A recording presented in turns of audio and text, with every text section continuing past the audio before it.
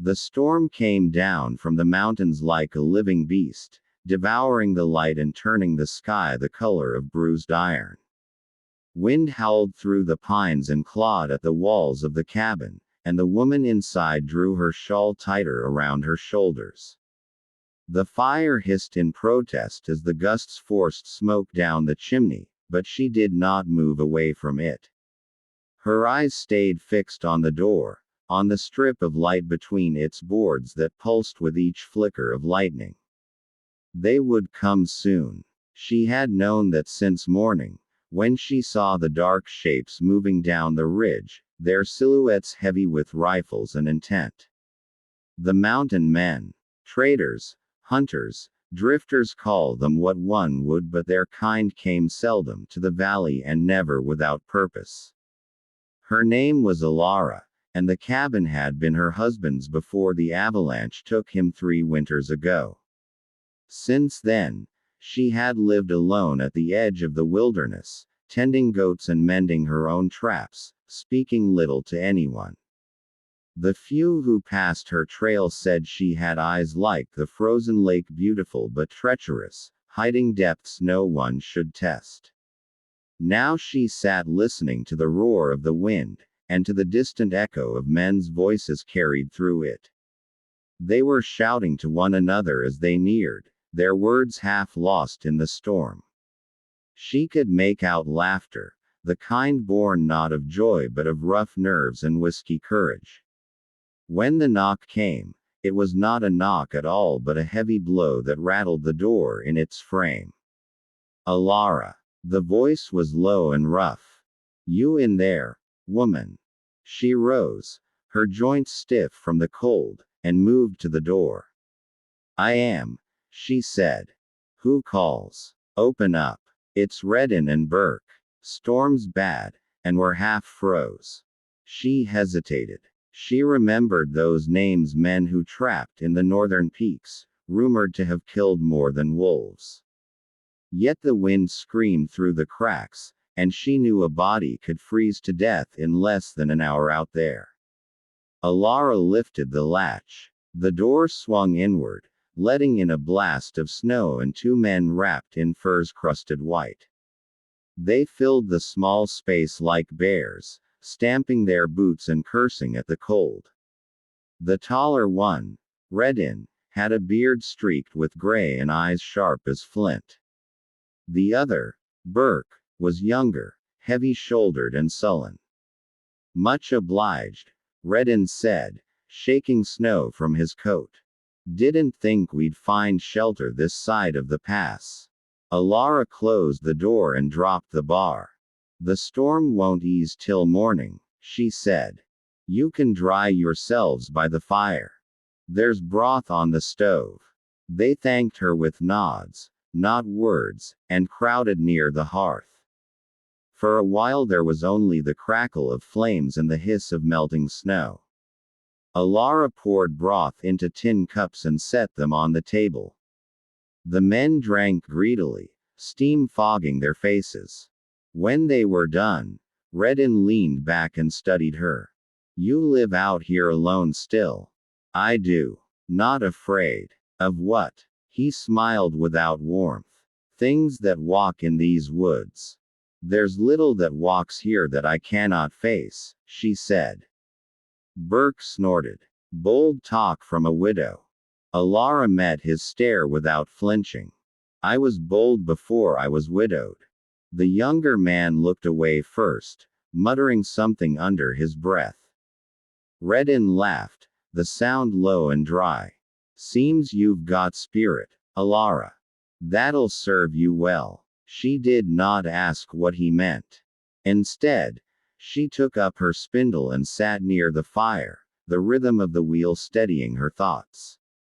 The 2 men whispered now and then, words she could not catch.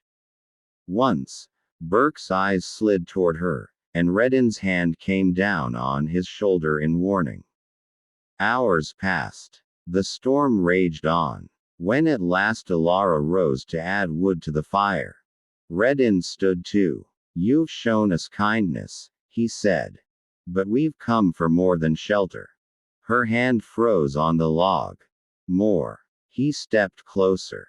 We followed a trail from the ridge, a man's trail. Fresh. It led near your cabin before the snow covered it.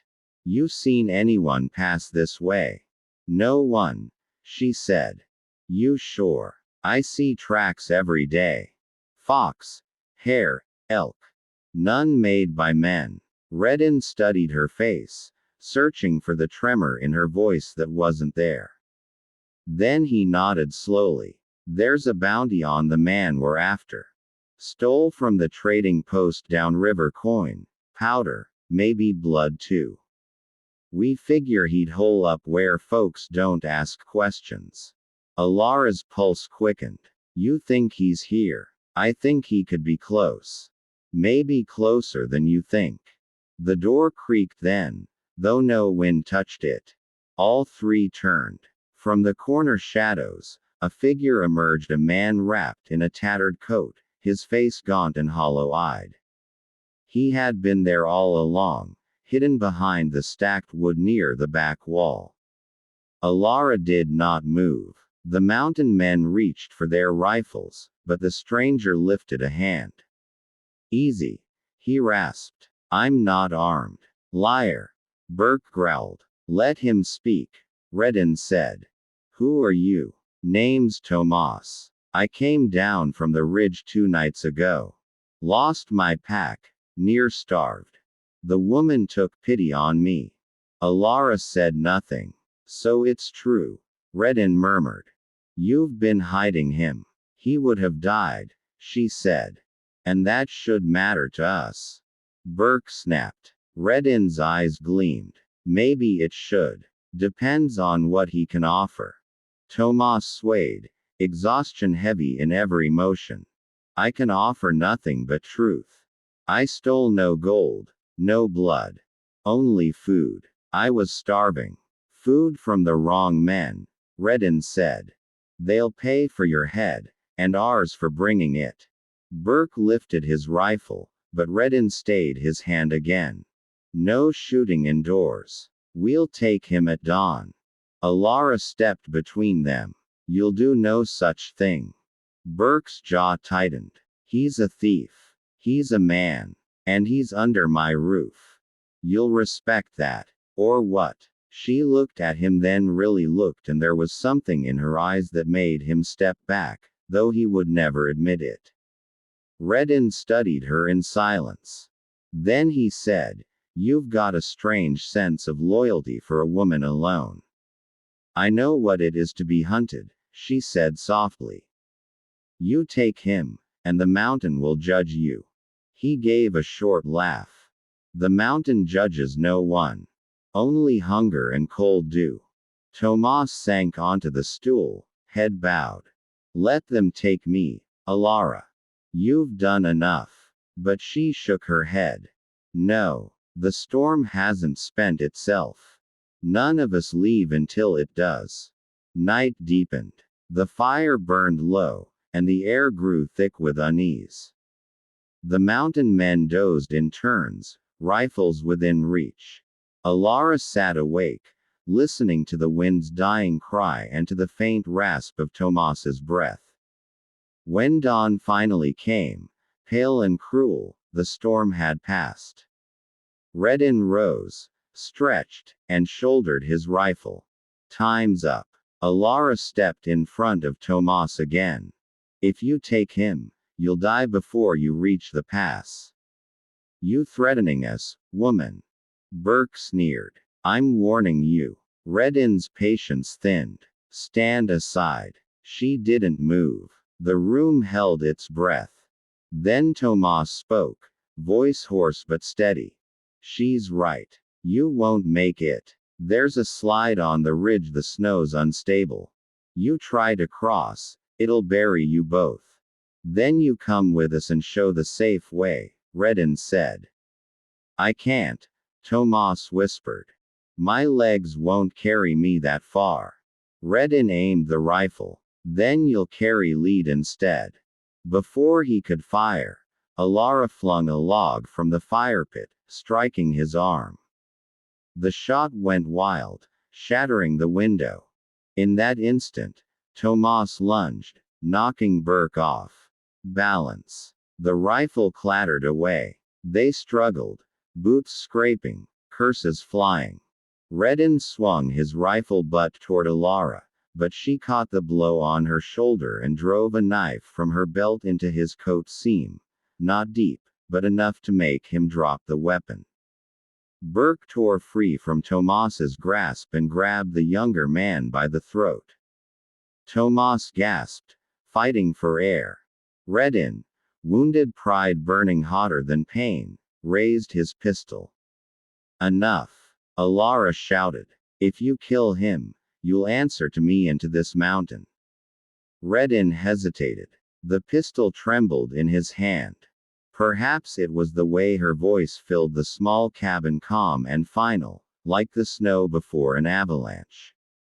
Perhaps he saw, for the first time, that there was something in her that would not break. The silence stretched. Then he lowered the weapon. Keep your thief, he said. He'll die soon enough, and maybe you with him. They gathered their things and left, their shapes swallowed by the cold gray morning. When they were gone, Alara sank to the floor, the knife slipping from her fingers. Tomas crawled to her side. You should have let them take me. She shook her head. They would have killed you anyway. And me, for standing in their path. Why risk it? She looked toward the window, where the snow was falling again, soft now, almost tender. Because the mountain watches. It remembers who shelters life and who ends it. He said nothing.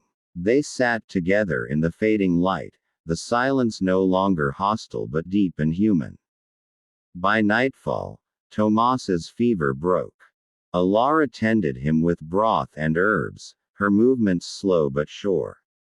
When he woke at midnight, he found her staring into the fire. What will you do when they return? He asked. They won't, she said.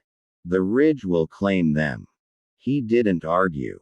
He only watched the flames dance on her face, seeing in her not frailty but something older, something born of the mountain itself. Outside, the wind rose again, whispering through the pines, carrying the echo of Redden's voice and the hollow promise he'd left behind. You'll satisfy us both. But in the end, it was not the men who were satisfied. It was the mountain, and the woman who had learned its law that mercy and fury are the same hand, and both must sometimes strike to keep the balance whole.